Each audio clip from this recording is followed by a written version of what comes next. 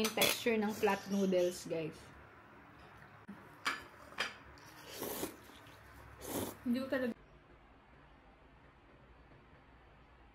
Hello guys, good morning. Today's brunch, nagluto si Shine ng marugame udon dupe, pero ang ginamit na noodles is flat noodles.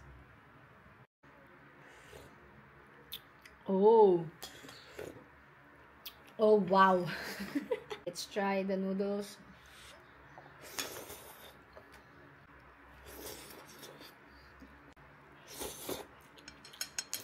Hindi mo na kailangan pumunta ng marugame udon.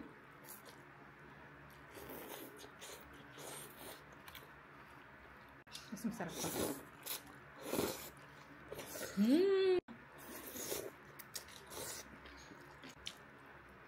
Parang mas masarap pa tong flat noodles kaysa sa udon. Parang mapapabili tayo ng panibagong ganito.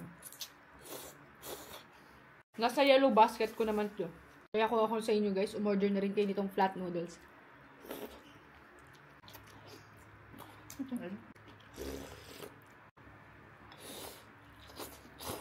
Yung sauce na ito. Kasi hindi tayo sa SNR bumili. Landers tayo bumili.